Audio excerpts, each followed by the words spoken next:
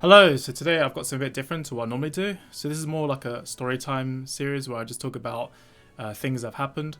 And I'm just going to start this off with some of my origin story of how I got into Cardfight Vanguard. So for me, it was basically a case of I saw Akira Ito's name being promoted, as well as the Duel Masters creator. Although I didn't really touch Duel Masters much because I bought one structure deck. There was no manual on how to play the game. And I never had anyone to play with, so that was pretty much the end of my Duel Masters career.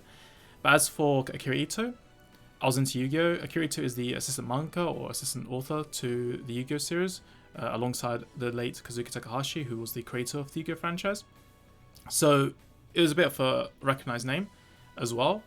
And as someone who's been into Yu-Gi-Oh! For 10 years, and as someone who has sort of paid attention to Yu-Gi-Oh! R, because Yu-Gi-Oh! R is the spin-off series that Akira Ito himself wrote and drew, and that obviously pulled me more towards Cardfight Vanguard. So when the first episode aired, I just went and watched it on the same day, and from that point on, I just started watching throughout the whole season.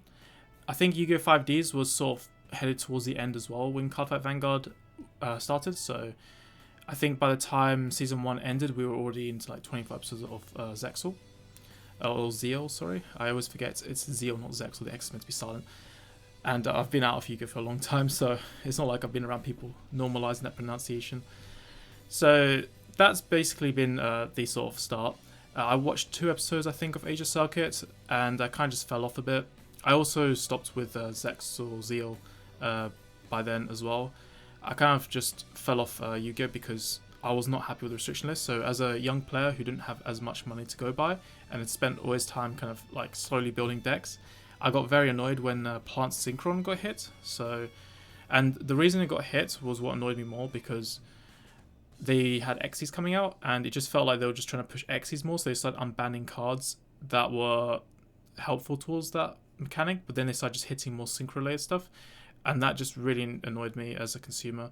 Obviously, when it comes to getting new product, it's fine to get new products. Like anyone likes to get new stuff, but when you're kind of feel like a company's telling you you can't play with that stuff anymore, go buy a new product, like they're doing it a bit more forcefully, that kind of sales tactic, especially through the restriction list, which is something you're supposed to have faith in as a player, it's not really good business practice.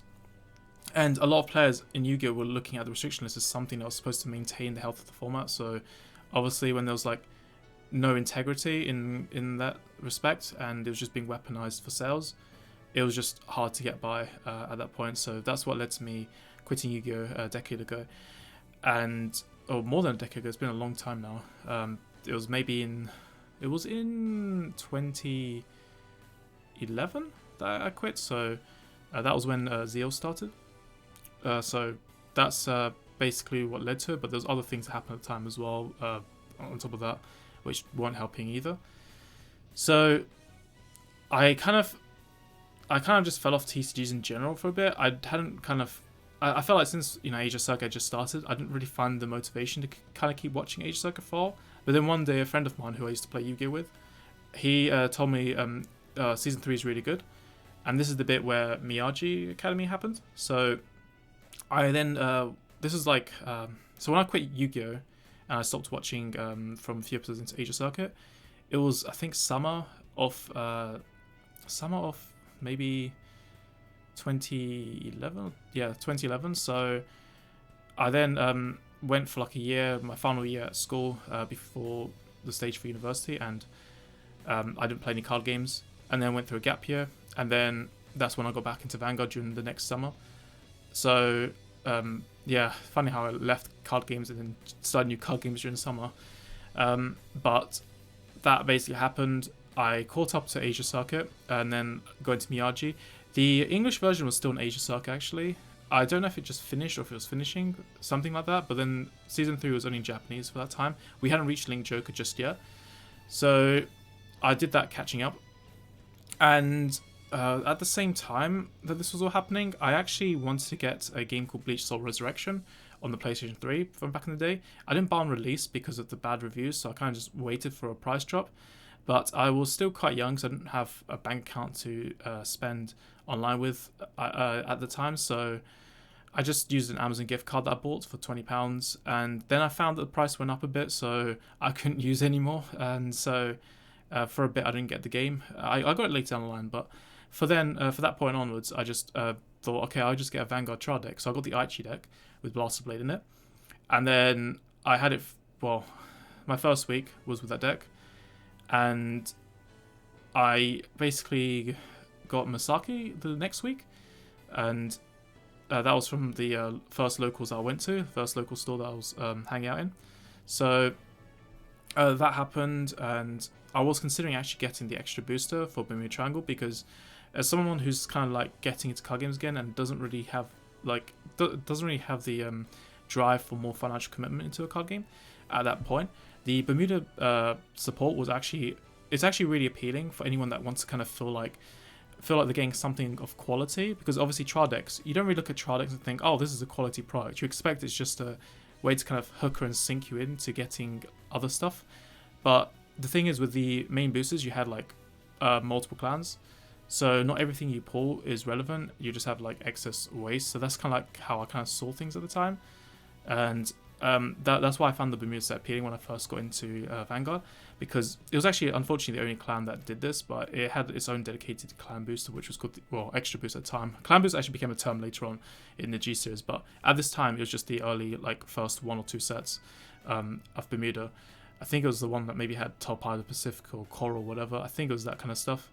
I remember those arts, I think, from back in the day. But yeah, extra boost was like 30 quid, and there was like a store binder, so they had singles and they were really cheap as well. So that kind of encouraged me. But because the idea was that I was thinking about refunding the Masaki deck and then just getting the Bermuda stuff, but due to an incident that happened like later on, I had to leave the store, and so I never got to refund. So then I just went with the Masaki deck. Now, the reason I was kind of drawn to the Masaki deck in the first place is because in the anime I remember Amaterasu and what was it, Tsukiyomi as well. So I was kind of like a fan of Naruto. Like, as you can see, I've got Naruto posters behind me, and Amaterasu, Tsukiyomi, and Susanoo, which hadn't really appeared at the very start, but does appear a bit later. Those were kind of reasons for me to kind of be drawn into the Oracle Think Tank clan as well. So I was interested in the Japanese mythology side. I wasn't really into Battle Sisters or Magus or witches or whatever. I was more into the mythology side. So that was kind of like what drew me into Oracle Think Tank. And I then found I actually enjoyed the playstyle as well. So it was the Sakuya deck, and it was really fun. And I enjoyed it way more than the Blaster Blade deck. So I just found myself deciding then, by the time I got into uni for my first semester, I just started like picking up more Oracle Think Tank cards, like Amaterasu's, which I started making the deck around. Even Gods of the Sun Amaterasu, which I hadn't really kind of decided yet it was a bad card, but I just wanted to have the stuff. So I had Bouncers of Chocolate as well. I've been picking those up, but obviously slowly. They were quite pricey, obviously, the Perfect Guards, because anyone that played Vanguard when it first started remembers how expensive Perfect Guards were. So that was kind of there. And then I basically went to like a few local tournaments. So there's a new shop that opened where I lived for uni. And in that store, we had like a few local tournaments. There was a very small number of people, but then we didn't have enough turnout eventually, and then just became like a 3-man hangout group. So yeah, shout out to Jamie and also Josh for that. We used to play very regularly there, and then eventually we did. Well, there's a lot of interesting stories I could probably go into about that, maybe in another video. But I played there for a while, and BT10 happened. I then picked up the Genesis, Liberators, Jewel Knights. So that set drew me in because I enjoyed Miyagi, but also because I had the Aichi deck. Obviously, there's a Blaster Blade with Liberators, which looked a bit cooler than the normal Blaster Blade. And then we had Genesis, which is sort of like a bit similar to Oracle Think Tank in terms of aesthetic and theme, but obviously the playstyle's different. And actually, I really love the playstyle of Genesis, like a lot.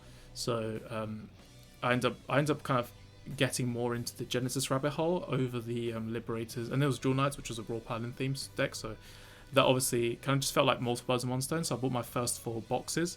They weren't actually my first box sets I bought. The first one I got was Celestial Valkyries, where I pulled an SPC Amaterasu, which I still have actually to this day. But the 4 boxes I got of BT10, was kind of the time when I decided to spend a bit more on the game. So I could build like multiple decks that I was interested in with only 4 boxes. Well, obviously there's missing cards, but you can pick those up as well. And I had a friend who was also getting cards as well. So we did a bit of trading. We helped each other finish our decks. And then I just picked up more Descendants anyway after helping him get his Descendants because I actually ended up pulling quite a few extras. And I had like an SP Descendant and 1 triple red Descendant in the same box as well. So it was a bit crazy. So I just ended up just building Erads anyway. And obviously now Eradicate is quite popular right this moment as we speak. So is Regalia to some extent. But I think Eradicate is really popular. And you can see like how Stunverse has gone insane on the secondary market. So yeah, that's sort of a bit more into how I decided on the products. But why did I even get so into Vanguard in the first place? I would say like Season 1 was just really, really well written for a card game anime. I think like you don't just get into 10 years of a card game's life cycle just like that unless your foundation was just that good. And I think the reason why Vanguard was so good in Season 1 was because it felt more realistic, like it felt relatable to real life, which was very different to Yu-Gi-Oh! Where Yu-Gi-Oh! Was more like a supernatural series. So it was different. We can sort of insert ourselves or people that we know into this as well. So it just felt like an adventure that we could kind of understand, and that made it appealing. Obviously, there's a few little supernatural elements like in Yu-Gi-Oh, but that was just mild. It was like quality stuff. And then we went to Asia Circuit. There was a bit more because they rewrote history, but it was still mostly the same. So I think Asia Circuit was mostly a good arc. I just wasn't as big into the beginning and the end, so I wasn't the biggest fan of that. But the whole overall kind of like everything from between that is really good. The whole idea of traveling to different countries as well, and then kind of this whole underdog thing that was going on. I think Kamui had like a win streak early on as well in the series, so it was just really cool, kind of just seeing all that stuff as well. And it kind of just reminds me of like Springfest, where you'd go and travel to different countries and compete as well. So it's a very, very relatable experience as well. Yeah, that's pretty much the Asia Circuit side, and then I enjoyed Miyagi as well. And then Link Joker, that's when I kind of like started not really liking it as much, because I thought it was a supernatural attempt, but done kind of badly. Like, there's a few things that come to my head that I really didn't like. For example, if you could reverse people by playing card games, obviously that's fine for someone to lose a fight and then get reversed. But then when you find out that someone can get reversed just by going on their PC and browsing the internet, which is what happened to the secretary girl from the Miyagi Academy, so the one that Naoki defeats, who plays Neo Nectar, that is kind of unusual, because if you could reverse everyone who just went on the computer, that's very easy world domination. Why do you have to play card games when you can just do that? So it did feel kind of weird, and it just kind of made it seem, it just felt like they were kind of doing everything on easy mode for no reason. So the fact they didn't really consider that, by the looks of it, was already kind of looking like lazy writing. But then there was also this other thing which I didn't like, which was basically Link Joker sacrificing half his life force to summon future Leon from an alternate timeline. That made no sense.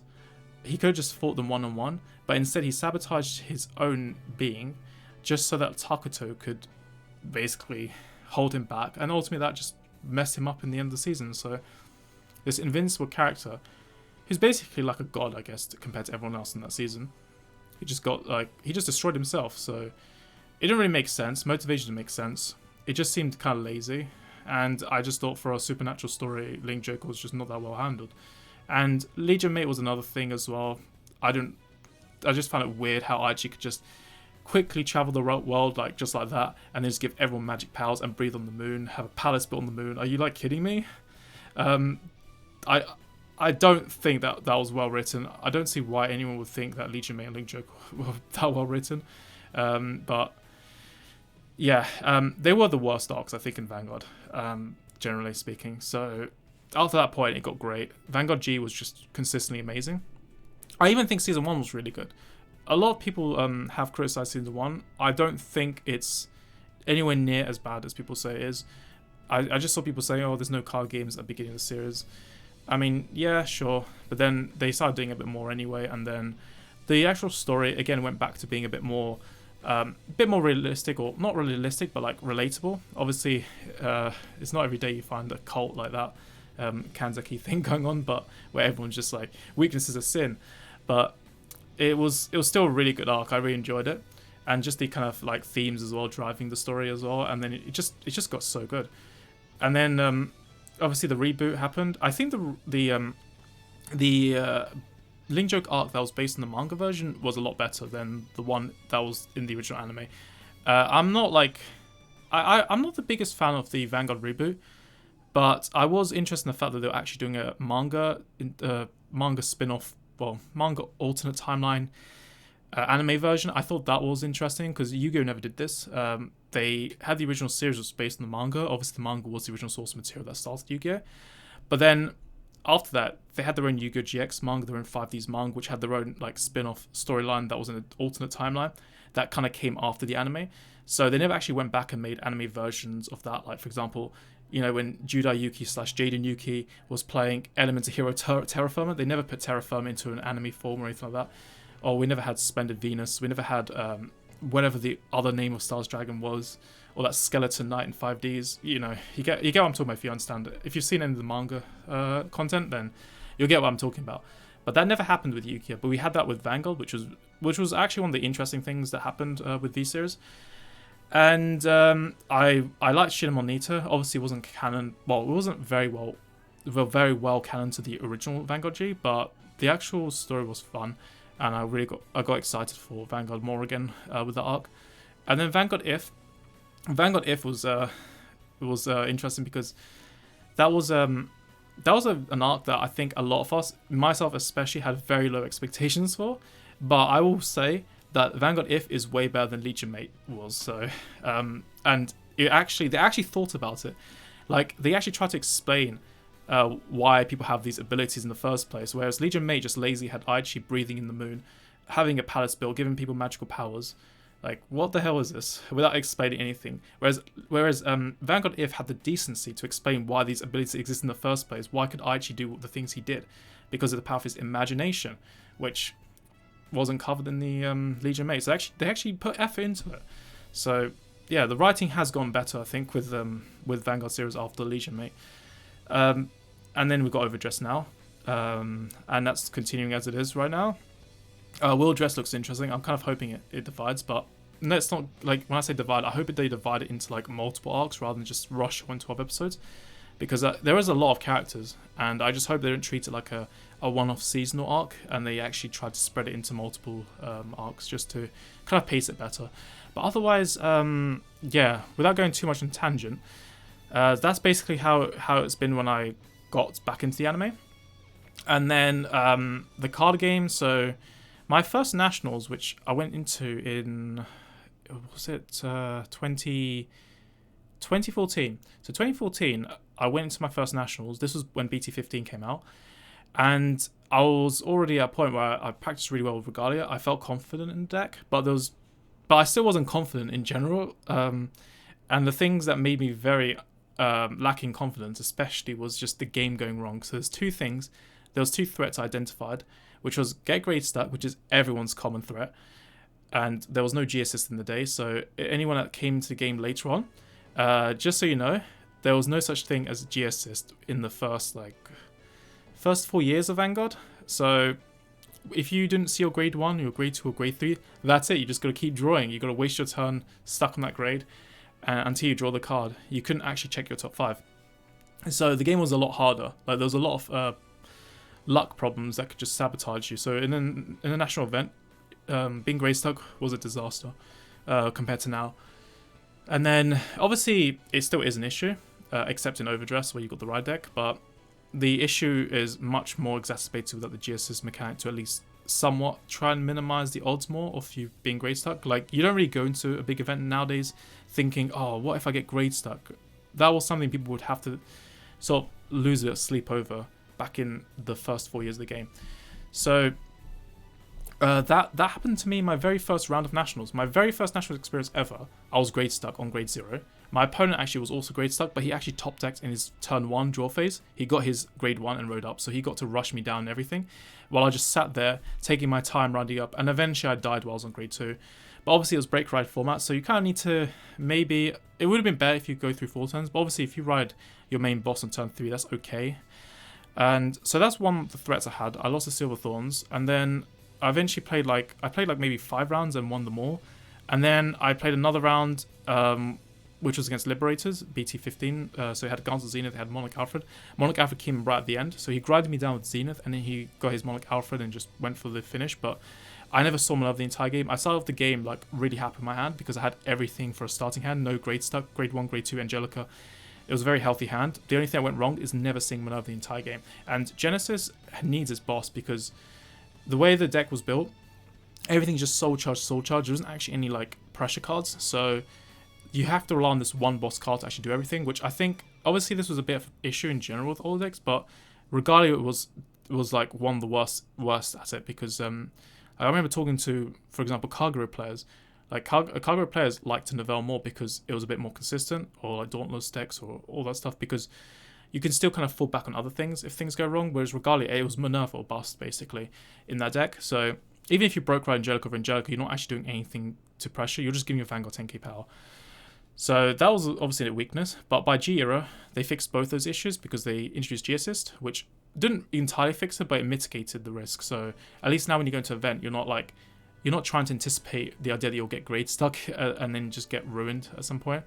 And then you've also got the Stride mechanic, which gives you access to Stride, to ideally a boss card, without having to ride into something specific from your main deck. So you don't actually have to draw into specific things as much anymore, which is why like G era also, I think people liked it even more because it kind of added more consistency to the game as well.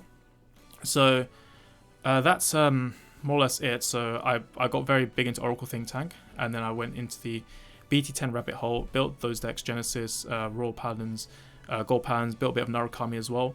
But then I fell off by BT14 because at the time there was a bit of power creep going on. If you're playing the English game, you would have kept seeing like what was going on in Japan a few months later. So they would have Legion, which would already turn people off late season 3. So people just think of their decks in the short term. So I kind of like focus on Regalia, but so I got my 4 Minervas on release, but then I decided to kind of take my time with the other ones. So I got Gauntled Zenith ordered from America for a slightly cheaper price, but it was still quite expensive for what it was, especially how much it crashed to very quickly. But I got that. Sorted, didn't even finish my Liberator deck because I've got only 3 Zeniths, and I never got the 4th, but I then just sold my Liberators. And I just found myself spending more time with Regalia. I then just kind of just pushed away Eradicators and Jewel Knights. I was just starting to sell them off in the end. So I was kind of just done with everything else. I focused on Genesis, and then we went into Legion.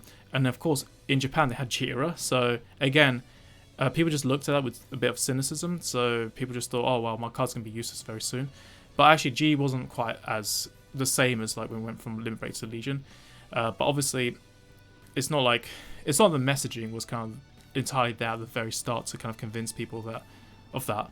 But we went into Legion, and I built Regalia as my main deck, but I also built Bluish Flame. So I got my Season 3 Liberators, but then I got the Bluish Flame Liberator deck, and then I played with that a few times over because I picked it up, built it, then I sold it, and then I did the same thing and got it again, and I've sold them like multiple times over now, like while rebuilding it. So but Regalia, I've always had it. Like I never got rid of them. Well, technically, I started rarity bumping at some point, so I got rid of my triple rare versions. But after that, I then got into G. So I always thought to myself, back when we had Grade 2 Susanoo and Godson Amaterasu, I kind of thought to myself, it would be really cool if Susanoo had a Grade 3 form. Like he deserves it, because like if Tsukiyomi and Amaterasu have Grade 3s, then Susanoo should have it too. And then I was like just hoping that Susanoo will have a Grade 3 like soon, and then it just came before I knew it, like G set 1, and we just had it instantly. So I was like, yep, we're definitely building this deck now. So it was sort of like a dream deck. Like I was waiting for that Susanoo Grade 3 to exist before it even came out, and then that became my main deck into G set 1, and I had a lot of fun with it. It was really solid as well. Like I managed to get very proficient with the deck as well. What I did find was Kuroi Kazuchi was probably not the best card to run. It was it felt like a bit of a noob trap when I tried it. So I ended up cutting that card, the double red Grade 2. But don't cut the new Kuroi Kazuchi, because the new Kuroi Kazuchi is actually really good. But the old one was actually a bit more like you would think it's really good because, you know, on boost, Canvas 1, draw a card. It sounds so good, right? But Canvas management is actually a bit awkward with Takemi Kazuchi and Susanoo, so it was better to commit Grade 2s to something that was a bit more offensive, I guess, at the time.